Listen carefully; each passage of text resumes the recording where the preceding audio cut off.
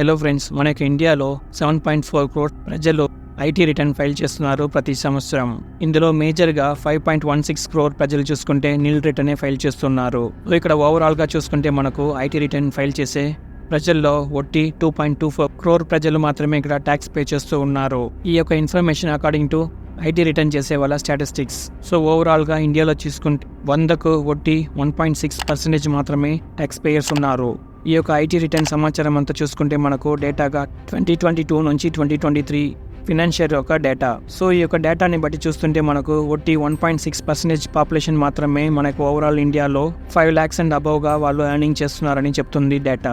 ఇంకొక డేటా ఏం చెప్తుందంటే 7 crore పీపుల్ దగ్గర 4-wheeler ఉంది మన యొక్క ఇండియాలో. నిజానికి చెప్పాలంటే చాలా మంది ఐటీ రిటర్న్స్ ను ఫైల్ చేయరు. అయినప్పటికీ ఇక్కడ రేషియో చూసుకుంటే చాలా దారుణంగా ఉంది. ఇది ఎలా సాధ్యం అవుతుంది? ఒకసారి దీని గురించి చాలా బాగా ఆలోచించితే ఇక్కడే షాకింగ్ అయిన నిజాలు బయటపడుతున్నాయి. ఇండియాలో 80% దాకా ప్రజలు ఏం చేస్తున్నారంటే వాళ్ళ యొక్క కార్స్ లేదా SUVs ని కొనుగోలు చేసేదానికి లోన్ వాడుతున్నారు. ఇంకా దారుణంగా కమర్షియల్ వెహికల్స్ అయితే 100% దాకా లోన్ ను ప్రొవైడ్ చేస్తున్నారు. యాజ్ పర్ రిపోర్ట్ ఏం చెప్తుందంటే 90% దాకా ప్యాసింజర్ కార్స్ మీద లోన్స్ అనేది తీసుకుంటున్నారు ప్రజలు. ఎగ్జాంపుల్ ఇక్కడ చెప్పాలంటే మనం ఒక కార్ యొక్క ధర 10 లక్షలు ఉంటే అందులో 9 లక్షలు వాళ్ళు లోన్ తీసుకుంటున్నారు. ఇక్కడే అసలైన ప్రాబ్లం స్టార్ట్ అవుతుంది. ఎందుకంటే మీ యొక్క బడ్జెట్ కన్నా చాలా బాగా ఎక్కువగానే ఎక్స్టెండ్ చేసి కార్ను కొనుగోలు చేసేటప్పుడు మీ యొక్క ఇన్కమ్ కన్నా ఎక్కువ అవుతుంది ఈఎంఐ చూసుకుంటే. అది కూడా చేతి నుంచి 10% మాత్రమే వేసి మిగతా 90% దాకా లోన్ తీయడం అనేది చాలా సరైన విషయం కాదు.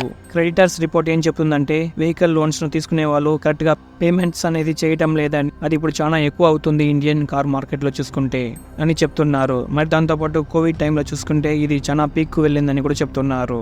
ఇవన్నీ జరగడానికి మెయిన్ రీజన్ ఏముంటుందని ఇంకా కొంచెం లోతుగా ఇన్వెస్టిగేషన్ చేస్తే ఇండియాలో ఉండే ప్రజలు ఏం చేస్తున్నారంటే వాళ్ళు వాళ్ళ కోసం కారును కొనుగోలు చేయడం లేదు. కారును వాళ్ళు సోషల్ స్టేటస్ గానే భావిస్తున్నారు. వాళ్ళు కొనుగోలు చేసే కారు వాళ్ళ యొక్క బడ్జెట్ కి మ్యాచ్ అయినప్పటికీ అది ఓవర్ బర్డెన్ అని వాళ్ళకి తెలిసినప్పటికీ కూడా వాళ్ళు దానిని కొనుగోలు చేస్తున్నారు. ఇలా ఓవర్ బర్డెన్ గా కొనుగోలు చేసే వాళ్ళకి ఏం మైండ్ లో ఉంటుందంటే సోషల్ స్టేటస్ ను మనం ఇంప్రూవ్ చేసుకున్నాం అనేది చాలా పెద్ద విషయంగా అనిపిస్తుంది. మనం ఒక కొత్త కారును కొనుగోలు చేస్తే మన చుట్టుపక్కల ఉండే ప్రజలు వావ్ అనే ఒక మాట మనల్ని చూసి అంటూ ఉంటారు. దానికోసం చాలా మంది ఇలాగా ఓవర్ బడ్జెట్ కార్స్ అని కొనుగోలు చేస్తూ ఉంటారు. ఇలా పెద్ద కార్స్ని కొనుగోలు చేయడంతో వాళ్ళకు సోషల్ స్టేటస్లో కూడా చాలా మంచి పేరు దక్కుతుంది. సోషల్లీ రిచ్గా ఉన్నాడనే పేరు తెచ్చుకోవడం కోసమే ఇలా కష్టపడుతున్నారు. దానికోసమే చాలా మంది కార్ను ఈఎంఐలో కొనుగోలు చేస్తున్నారు, అది వాళ్ళ బడ్జెట్లో లేనప్పటికీ కూడా. అందువల్లనే కొన్ని సంవత్సరాలుగానే మనకి ఇండియన్ కార్ మార్కెట్లో సబ్ కాంపాక్ట్ SUVs మరియు SUVsలో చూసుకుంటే చాలా హై డిమాండ్ ఇంకా కూడా పెరుగుతూ వస్తుంది. ఈ రోజు డేటా ప్రకారం చూసుకుంటే ఇండియన్ కార్ మార్కెట్లో 43% దాకా ఆటోమోటివ్ షేర్స్ ను SUVs ఉంచుకో ఉన్నాయి. అందులో కూడా ఒక రిపోర్ట్ ఏం చెప్తుందంటే feature loaded top end variants ను ఒకప్పట్లో 17% దాకా మాత్రమే కొంటూ ఉండేవాళ్ళు. ఇప్పట్లో చూసుకుంటే 24% దాకా కొంటూ ఉన్నారు ప్రజలు. ఈ యొక్క కార్స్ లో ఉండే ఎలక్ట్రానిక్ డివైజెస్ మరియు టెక్నాలజీ చూసుకుంటే ఇవన్నీ మార్కెటింగ్ స్ట్రాటజీ మరియు దాంట్లో ఉండే ఫీచర్గా మనకు electronic adjustable seats, wireless charger, panoramic sun roof ఇవన్నీ ఖచ్చితంగా మస్ట్ నీడెడ్ ఫీచర్స్ ఏమీ కాదు ఒక కార్ను కొనుగోలు చేసేటప్పుడు. ఇక్కడ ఒక ఎగ్జాంపుల్ చూడొచ్చు. మనం 2019లో ఓవరాల్ కార్ సెల్లింగ్ లో చూసుకుంటే 3.5% కార్ సేల్స్ లో మాత్రమే సన్ రూఫ్ ఉన్న కార్స్ ను కొనుగోలు చేసి ఉన్నారు. అదే ఇప్పుడు ప్రస్తుతం అయితే చూసుకుంటే 26% దాకా సన్ రూఫ్ ఉంచిన కార్ని కొనుగోలు చేస్తున్నారు ప్రజలు ఇండియాలో. నిజానికి చెప్పాలంటే ఇండియాలో ప్రజలకు సన్ రూఫ్ దేనికి ఉపయోగించాలని కూడా తెలియదు. వాళ్ళ యొక్క ప్రాణాలనే వాళ్ళు రిస్క్ లో ఉంచుతున్నారు ఈ యొక్క సన్ రూఫ్ నుంచి. నిజానికి ఈ యొక్క సన్ రూఫ్ ను ఎవరు యూస్ చేస్తూ ఉండే వాళ్ళంటే లో సన్లైట్ ఉండే దేశాలలో ఈ యొక్క సన్ రూఫ్ ను ప్రిఫర్ చేసేవాళ్ళు. మరి దాంతోపాటు కోల్డ్ ఒకటి ఆ యొక్క సన్ రూఫ్ ను ఓపెన్ చేసి చిన్నపిల్లలు లేదా పెద్దవాళ్ళు కూడా బయట నిల్చుకొని వస్తూ ఉన్నారు. ఇంకొకటి ఈ యొక్క సన్ రూఫ్ ఉన్న కార్ను కొనడంతో వాళ్ళ యొక్క సోషల్ స్టేటస్ అనేది పెరుగుతుందని అనుకుంటున్నారు. ఎందుకంటే టాప్ ఎండ్ వేరియంట్స్ లో ఈ యొక్క సన్ రూఫ్ వస్తుంది కాబట్టి అది వాళ్ళ యొక్క సోషల్ స్టేటస్ ను ఇంప్రూవ్ చేస్తుందని అనుకుంటున్నారు. ఈ యొక్క సోషల్ స్టేటస్ కోసం కారును కొనుగోలు చేసే వాళ్ళు ఇలాగే ఇతరులు ఏమనుకుంటున్నారో ఇతరుల కోసమే వాళ్ళు కారును కూడా కొనుగోలు చేస్తారు. వాళ్ళ కోసం మాత్రం అయితే కాదు వారు కారును కొనుగోలు చేసేది. ప్రస్తుతం ప్రజల మెంటాలిటీ ఎలా ఉందంటే వాళ్ళ యొక్క కారుని చాలా పెద్దగా మరి దాంతోపాటు ఫీచర్ లోడర్గా ఉండాలని అనుకుంటున్నారు. కియా యొక్క చీఫ్ సేల్స్ ఆఫీసర్ ఏం చెప్తున్నారంటే SUV డిమాండ్స్ చూసుకుంటే ఇండియాలో చాలా ఎక్కువ పెరుగుతూ వస్తూ ఉంది.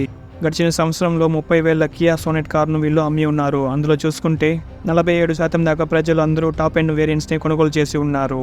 ఇందులో ఉండే connected tech, sun roof, wireless charger, మరి ఎలక్ట్రానిక్ సీట్ ఫంక్షన్స్, మరి LED projector lamp, LED fog lamp ఇవన్నీ నేను ముందుగా చెప్పినట్టు ఒక కారుకు చాలా మస్ట్ అండ్ నీడెడ్ అవసరమైన విషయాలే కావు.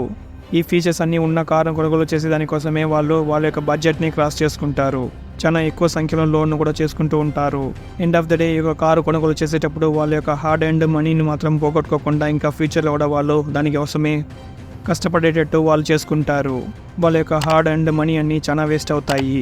ఇక్కడ సూటిగా ఇంకొక ఎగ్జాంపుల్ కూడా మనం చెప్పవచ్చు. మహీంద్రా తారు ఒక మంచి ఆఫ్ రోడర్ కార్ అని మనకు బాగా తెలుసు. అయినప్పటికీ చాలా మంది ఆఫ్ రోడింగ్ కోసం కొనుగోలు చేయకుండా ఆన్ రోడ్లో యూస్ చేసే దానికోసం కూడా కొనుగోలు చేస్తున్నారు. దీనికి ప్రధానమైన కారణాలు ఒకటి షో ఆఫ్ చేయడానికి, మరి దాంతోపాటు సోషల్ స్టేటస్ను పెంచుకోవడానికి కోసం మాత్రమే. రీసెంట్గా మహీంద్రా మ్యానుఫ్యాక్చర్స్ ఇందులో 2-wheel డ్రైవ్ ఆప్షన్ కార్ను కూడా లాంచ్ చేసుకున్నారు తారులో.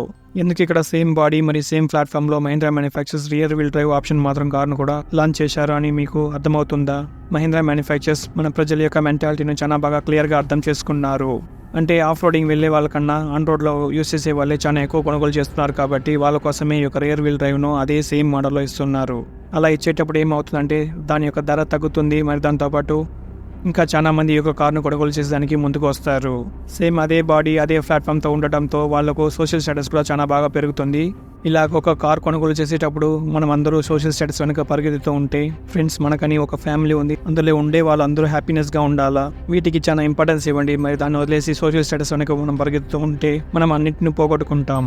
వీలైనంత వరకు మీకు నచ్చిన కారు మరి మీకు అవసరమైన కారును మాత్రమే కొనుగోలు చేసుకోండి. అదే మీకు మంచిది అవుతుంది. చివరిగా మీకు 2.4 lakhs పర్ ఇయర్లీ ఇన్కమ్ ఉంటే చాలా మీకు లోన్స్ ఇవ్వడానికి చాలా బ్యాంక్స్ రెడీగా ఉన్నారు. నిజంగా చెప్పాలంటే అదొక పెద్ద ట్రాప్. దాంట్లో పోయి మీరు పడిపోబాకండి, చాలా అవేర్గా ఉండండి.